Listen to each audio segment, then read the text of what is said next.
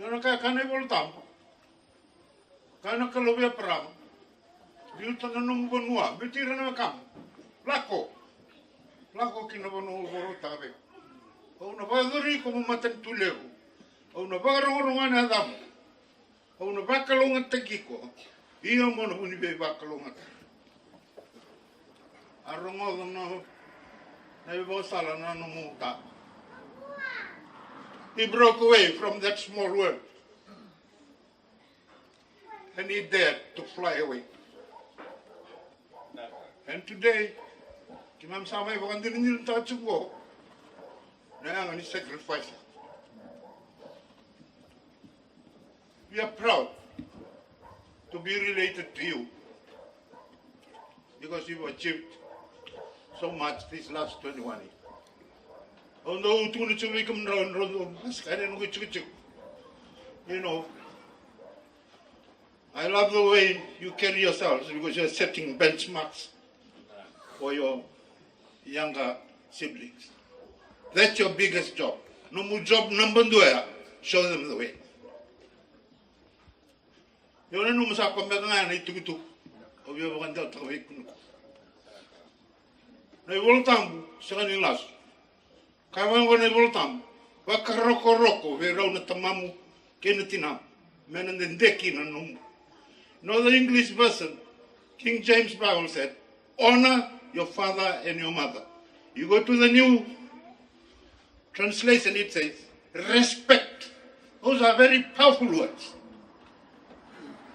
You honor, you respect.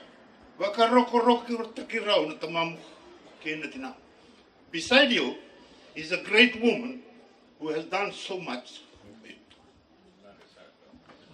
Let me end with this Bible verse. It comes from Proverbs 12, verse 1. The Bible says, and I quote, he who loves discipline loves knowledge. He who hates correction is stupid. Oh, just before, I don't believe it's right for me to say it now, but later on you'll see the evidence of what your parents wanted you to understand. Remember, your right is the word of God. And on the left side is your time. Time is a resource that waits to be used. Time is a resource that you can't steal, you can't buy, you can't sell. All you can do with time is use it. And no one can stop you from wasting your time. Remember, with discipline comes the best use of time. Kimami sa maraw ta na sinikua, kimami lang may walele una, we kamu may watela, we rekede na tadimu, we na tabalem, reyaw may nikua, meron may red, wandin din ta na nung sa lawan ng magkarosa. Kimami sa pa kami na binak. Not only are we celebrating your 21st birthday, we are proud that you also achieved your first step in getting your diploma in hospitality from the university that you're studying in. Fly away, my girl. Fly away. Beauty no numbanua, beauty no kam, lako kinabanua, o no bari takavik. O no badori como maten tulevu. Ono vakarong na adam, ono vakalong at takiko, ya please, mo buni be vakalong at tak. Ver na tadi. Be bosa, ni chusa naman turang na, tinrabuan, tuy kumbuda, chung turang na italutaw, chung turang kaya maramaw, bosambali chung dalam ni na kami ko sabahan kanila. Yeah.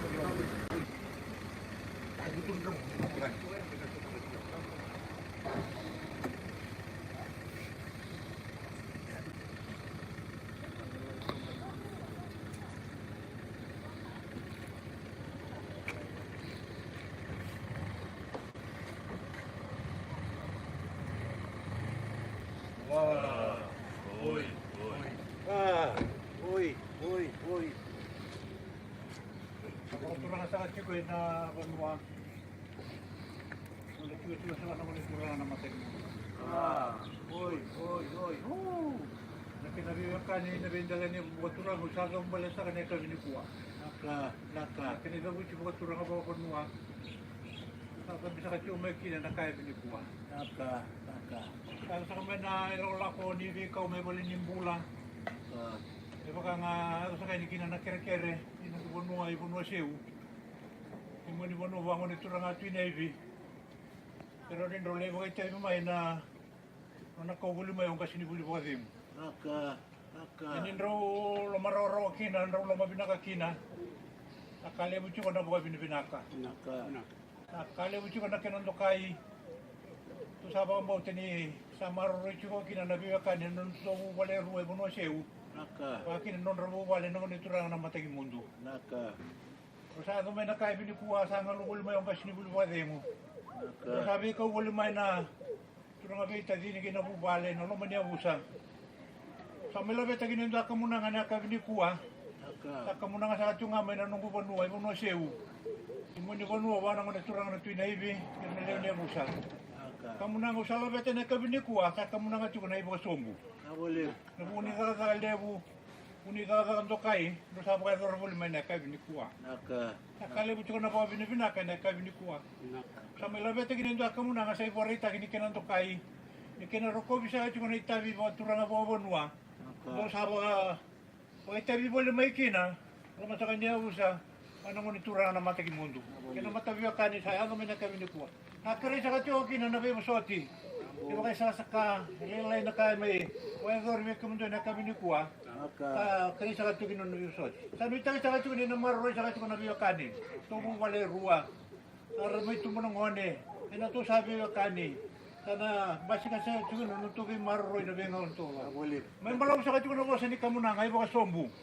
Amay ingara sa katyo ni kinabonwa. Wana ngone turang na mateng mundo. Kay nalo sa kanya busa kana biyo kani. Kani ka buti buat turang ba no sa gambale sa katyo na kami ni ko. Mundo sa ka. Ora.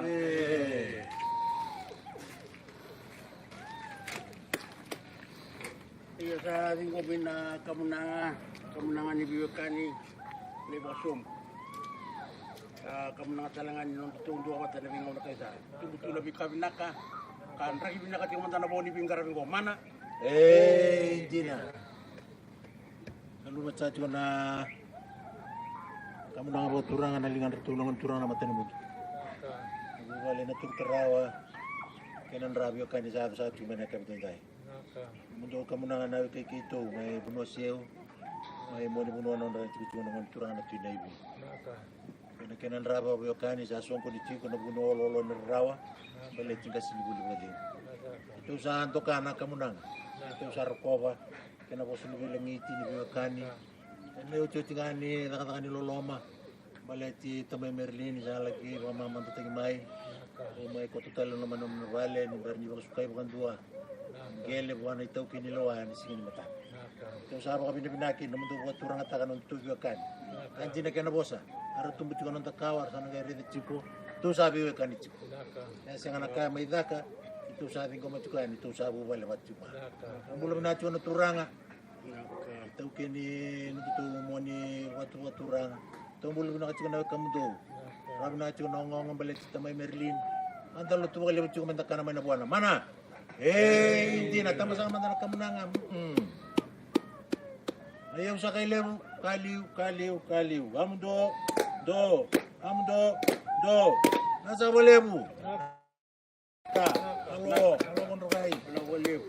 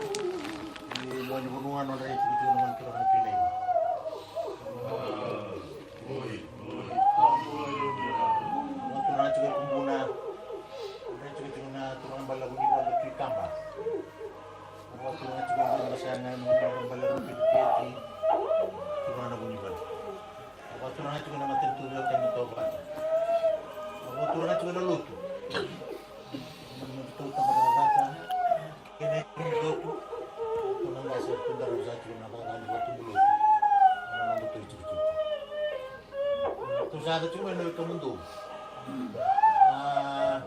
Lepas mama mentai mau tahu meri. Dia barita nak menang bunyi tahu nak cuma mau tahu meri. Mau cuma ini kini dari Saraba. Allah kutu nak bagi. Itu bagi kita regi kuat. Kana itu tu kamu na. Saya ni dua kini itu tarwis. Toka tu na kene rai. Ang ilos sila na kadedere ne. Oh begitu kono na kita ya. Toka tu ne sulilot. Anak kaya kita marau. Tu ya lo pwede na kay kito. Ito sari din kuat. Ito pwede mo. Kana da marau kini. Hindi salah kung alam naman alam ng kanta na tukul. Kaya dahil cuma dari ng kalu, kana itutuko may naturkaraw na mobile ako may kinuflori. Hindi na may tumuili ko si Kurusila. Kaya saan tumuili ko ni Maraw, ito kami kami doon nagkikito. Kaya doon ay tutuko, tumo din. Ano ato tamay meron. Kaya nilistura ng bulan. Kau cari tuan lebih berat. Kami akan nak kaji. Toh, ini dah lagi mengetang. Kalau mata wali, pasal lu mata ni suri baru naik kuasa kamu sendiri. Ada kena itu betul. Tuan saya kan ni rumah tak kena, nak bosan di pintu je, tak kali tu mai fulur. Ini rumah tak cuman, nak wajar ni tam-tam nasi dia, mai subuh. Wana ni itu betul. Tuan saya ni rumah tak kena. Ya tendai. Sama itu Ricky na buhay sila, kosan kamu na. Ito, babili mo na, may nagtukaraw. Way ba, wala tagi na ako fluid. Yan, ni mga doon lang ako, nakituro ko, dami sukay. Kaya nga, mga wala ka, kitong maraw sumiki. Yan doon naman kituro sa, kitong maraw sa tiba. Ito, sama ibiwag ka di bila, kaya nabukuli mo wala mo. Ito, po sa mga oras na nga, nabukuli din, hindi lagi. Ito, tuwa mo, kaya na, bikin. Kena semua beritanya main kubunuh. Tamai dari. Ini tu ibu buat dia. Itu sana nomor cik ni balik pun saya nanti orang cukar. Itu sana orang cukar lagi. Ini tamai dari. Ia sendiri ni dalam rotan. Kau kilai mana buana. Lolo bina kasus mai kino tamai Merlin. Saya nak tunya kalau saya nak orang sama kali. Ya sana sini oi. Tu sana kali tu. Kemudian nak kena kuasa. May mga kapatid sa akin na kami ni kuha. Tama isun sa kachungo kino na may gasin buli wadim. Takalim sa kachungo na kuha binibina kaya kami ni kuha. Makasama rin tigil sa kami kumdo. Nagmasong na kami ni kuha. Takalim sa na kuha binibina kaya nagmuli naman doon di mo. Nakirikiri ako sa kanya nagunoy umusil. Nagmuli tabi doon sa mga gorme na kami ni kuha. Tama yung tamang ngarong-ngarong ka. Nagtamalin doon to na kami ni kuha. Ano man ano, nabiwal yan doon kakabuli na ruman ni Chukutungkoy Botelewa. Nanirundo biwal-wal nga baka bitawalin. Siya din, misan na matimanda. Wabila ko yung bibuli na ruman ni Chukutungkoy Botelewa na sinasama yung baligina. Pero sa kila na ni Chukutungkoy nakasayado. Wabila ko yung bibuli, usang sarangan ni kila nakasayado yung Chukutungkoy Botelewa. Nato mo tumay na singa di kuha. Kung sa singa tunga ni mga dan saya ni Otahulin. Yan sa ako, binibina kami, baka na itugot-tugot sa rumagati ko. Nanunay anga, ibuno iso, ibingar bibulikina. Ito ko, binibina kanya, paruta ka ng kaluin, doon ang bula. Diba ang ko na kinariray. Kasi masakit ibigay ka ni sa kote, nung bumalirua. Naturok karabi sa kanungan iturangan ng mating mundo. Kinanunra, rumasakit niya mo sa kanungan iturangan ng Twin Navy. Tumay sotan juga na vida na singa tumay talata na yakada sa kaliw yung ano ko binibinakan sa may yung Mosese sa bombo din sa ibang day tuni no to tulo lago ng yakada sa tukuli tu nga ni no to tubi ngauna maro itu no tubi bubale ni sa ramay bulan ng one sa may tiko na tinan to ng one to bombo din nang ito man ito ko ni lo lako no nandendre enda sa lago sa rumah sa may labi sa atin mundo kamo nang ilang meso sa katiko na kinabi ba kalungan taki kalungan sa katiko na manito na matay yung mundo lakas sa katiko na bagay mo na kanda sa may bagay mo tuto bagay mo tuko na beti nani no dapat sa katiko na lolo mani kalung atu sa katiko na loto na kenda malio mana Angko do nata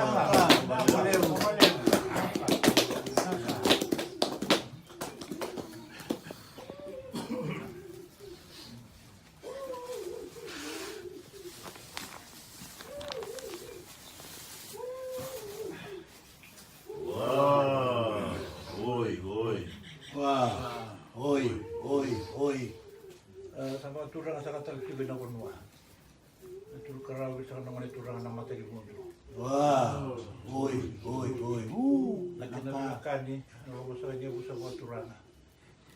Pero sa kamay ni kuwa na hindi tayo lewo, wala ko lang tiyan ikina.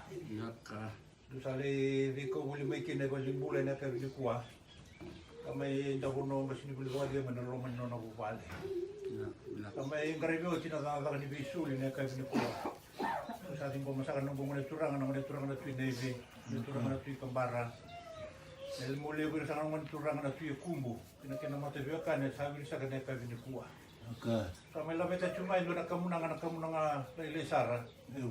Nakamunanga sa chumay di ba binibinaka. Sa ba binibinaka tayo gina na itawilibo doon sa wanra kay huli may kina na kayo ni kuwa. Doon sa tayo ba kayo lilay, iba kayo malewa. So naka iba kayo guri sa kayo na kayo ni kuwa. May malaw chibo kina na kinabuasan, may tayo sa kayo ni doon natin goma. Na matululoma, may kasama yung karami sa kayo kina, na kayo ni kuwa. May malaw chibo na kinabuasa, sa mga tambiri sa kayo ni chibo po turanga. Natur karawi sa kanong turanga na mata ki mundo. Nakulom sa kanya ko sa kanya gawin chibo turanga. O sa pala sa kayo na kami ni kuwa doon sa ka. Awura! Valeu.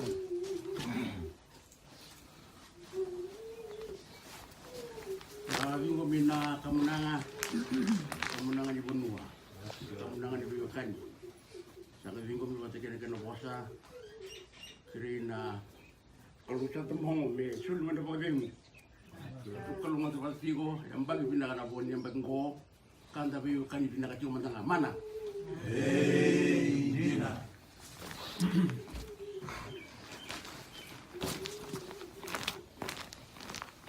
Baca cuma na kemenangan dari ngarepun dari kamu doon na bersama teman mundo. Balik na tur karawa. Kemenangan may gubernur may bumaseo. Mana gubernur man turang na pinday bi. Kena drapa biokani. Sa cuma na bukui tamay Merlin kan ngai. Tu sa ba tu kaji may buka binibinak may lu sa talangan ni buah. Itu sa ko may na awal di binak. Ida na bong sa tu kita ya tu na cuma italno kita may Merlin. Lago lakso. Sino tira ni tutu kulita na inerlincho. Ano na binaka, no na ibora. Kaya kilay kina. Tugi talong tayo nga na binaka ni kaya ngoni kito sot. Ang buong ito sine kaya chuga ng bibo mo kito. Pero kaya dari kilato na buno na ibora sala. Ikan ibuli. Ulo ko biyokan. Kaya tamay merin. Ito buwa binibinaka ni itu sama may nakabgo may bawa binila itu sama ruta lang ani kito sa angay buong muno baraw ami tuyo ko na nabitasin na sabot lalu man wata may Merlin jala isumila chung ami tuyo ko ay sa angay buong isumira ko tabay alis sa ay liko yan kaya nagwatali na lupad yan lo nakaroon na chigo nito tutulog talaga suana usala kita chigo na kamu na binang mo kemenangan ini bukan binibinaka kita sih tengok mana lu tengah dalam baik ini dan tuh waktu itu bingung nak kene lalu cuma nak bingung tamai Merlin cuma main nak boni mati ini beokan ikan berunak satu berlalu tu mana Dina sama sama tadi yang dia nak kemenang sa kaliu hamdo nasa wali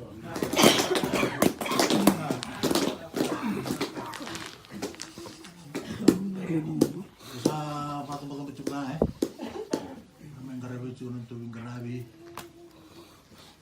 mau bang bombero cungan mau sa cuma tangan yang kasih tetap sin kitulak itu nak kana rawa usum yang kana rawa ibaran ni sakit tu cungo saya lutukin ban itu satu kita cungan ban melo itu tu saya lumo saya kasih mana tahu pakai cuma kina orang itu cip kena kerja jahit saya kena orang tahu dulu Sama lo, mau beli barang. Sama telut wit. Di lama itu hasil. Di kampus mana tambah. Satu tolu.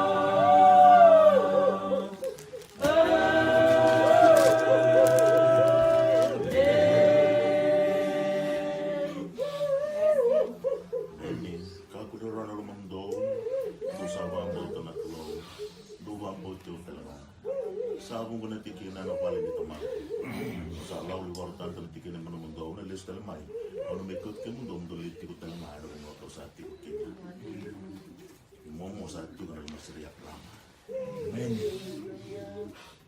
ang sir ko tiro ng losi sama ramo kan ela na sa tungo sa ti ng dotara ko ni tayo na sa ti ko mata bio kani na kadivi kita rambulan na ngarani tayo maro na nabi kadivi na nalawan o sa sila bikin doon ang uwa din sa sila buru-bura buat din masalong nagklo nakatala ito nga mong muna sila ko bikin at klo sa hindi buat sinadere ang usawal buat din ay bol binakaw sa ator menogo sa ipo natuwa din ang natin yung kami natuwa din sa ator damaso so kung nagkalo din nagkalo ng langin nagkalo ng dolewa nagkalo sa ambula kasati yung buat ikikimami kuni sambula mene boka tega vu kuni kilavi kame belit ke mani singa ndai kuni satu tanana kalau ni tawa ki kimani singa di mataka sabar roro be ke muni nalo ki mani ni ki mi klana kalau ke miti kana gura tunga kina no ni lawa sana ni mami lawa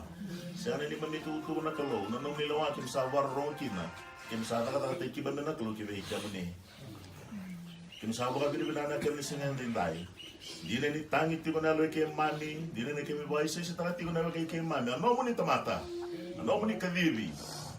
E tu rang kemi saba ka binaka. Ni kemi klasan dor mo na tala e dor mo na langi. Kasa tiko marau, tiko langa ser volkina. E na singa saranga ndai. Amen. Kemi saba ka binaka kina kemi kemo ni nakalo ni singa ndai. Ento ni seni kau tala e kunya tel kina dilma mata biwa kanyongo. Kunya serra men kana serra ona kana ngauna kasamiana singa ndendai ndina ni sa siawa ni serikau satu na kana imboi ni kana indi na mbula tu ni logi man na binga ona kana nga satu na ni babu buli satu na ni tumberi satu na boni na mbuno kasatu na kalau mate biokani kimi sarata na mbula kimi sarata tiu bagadi ni singa ndendai no buni no buni bibaga na tangi kina no buni tomata kimi sa tiu ni singa ndendai sala sa na kina mate biokani kambule mati yani kina umomo lingkara ni kina na klor sa katumai maruta na no biwa kani maruta na no ra siama tiu ni mami klor sa katumai na lo boka binaka na lo maruta na klo ni kila endo no bulayanga era kalungata kina ketu kalungata kabi bakuru buita kina no muni bakuru ta tegoni turma kina biwa kani kasate mo makau mai kama jiwa buta kitalen no matu wala kasame tigu kim sama tigo na kalo ni singa ndai me kim na grava na tabi kim mo sambulu ni tuwa me kim grava na tabi ba roro tengi kim ni kina marrikina na mbula marrikina no muni kadibi yuge kim ma ngana kalo me kim kap ko ni ala kina ne me rai kina yalo ni singa ndai kim rai tigo na kalo ke be kim ni satu ke be kim ni ne dawa ni mbula kira nga kuni saba roro tengi ni mami kalo ni satu tigo na no muni tigo watu ranga kuni saba ka to tai kuni saba roro taki kuni saba ka so tai na kalo ni boka to taki saba ka bini bina ke be kim ni kim mi du na mate bio ka na ka singa ndai me kim kasa ka be kim ni bina sa wale na mbula ni momo na sa wale na mbula na sli be kim mami e bi ba kurumbu tai ka ni ka tale kuni ukia ba to na kalo me kim sa mai bi ka ni kina ni singa ndai kan dona kan tale tu kina ni me mbula ni be ngau na ke nga menen de tu ki be kim mami na kalo no ni bo sa do ba dengu do ba dengu marotu na luki mai na kalo ki ba bi na tiku ni kuni sambula tiku na ni mai kalo ni tiku ba ke mani ni marana no ni bosa kini ni mami mbula marana no ni bosa kini luki mani me mbula tu na ni mami kalo me ki marota na mbula kana no ni bosa sala mai merau na mbula ia merau ba le usara na ba le singa ndai sa sa mai no ni tomata din ni saya to ngalumai kim sa ba bi na kalo ne ngalo singa ndai bingon ka boso me kile sa rong tu mona na rong tiunga na rong tiunga ki ke banda ni mami klo sile namba ba de ki ke mami ki kana ro da klo ni boss ni ka ti ke ndo ba de mu ki ba de na klo ba bi na ki ke muni na kam ni singa ndai ki marau ba bi na singa ndai ba bi na tala bi kambula er to bi ke mami ba bi na tala ngana mamma no lo ni ba lo won klo e ki la tala ngana bi ka sa ya lo varo rote kia moneti kana klo babi bina tang rai uri sa varo taka kune bote kle kia moneti una klo ki ke mani era mata un bodi kuri kadi betul rom ni tama oke ki mani ki maro ta tu nambula kana singa de ndai kana kuni tabi satu mana ngarabi kana klo nambula mata bu vale kuni tikuna ba demu ni Lagi kia muniti una kalon guni bi baro ni sereka na leki mani me ki mereka na kalon no mani na soliti ora wade o kina di vale soliti na kalon wade guna mate bio kan salo mo ni singa de so muti no mani bi ba kalon tataki e ki mereka na kalon no mani bi ba kalon na kalon ki tama ta kalon ata e ki mi sama tu ke be kia muniti choma ni mami kalon ni sereka ni mami mbul ke tu sona bi ka tu bi ki mami na kalon ke ta tau tu ni bi re ba mate bio kan ni se dor bi ka e tu ka ke mami dinau tu ke bi mo ki na kalon mi sa sereka le bi no tamani mi se regale na kalau mi vira itu na along alala ke nalu binaka tos binaka ni ke signi mataka pasangre nambula baroro te ke muniti na kalau ni ke mami se reke menelenga na bo na tabi mate ke de ka bunga bisu tu ni mami mbula mi mi tiu na alala tiu na ba dengu na kalau se ke muni na kalau ni mbula ti go tu ni ke linga muni ni mami mbula ni bi se reke ke mami ke mami na bo singa de ndai maro na lo ni mbayo ngor lo ni tiu tiu ngor kalau maro ni bio kan ke na bo ni ta sa tu mi na ngarabi ni rokowi ti ni mami kalau sama sudah di lebih meniru Yesus Kristo ani mami turang agak ni mami bukan bola amen amen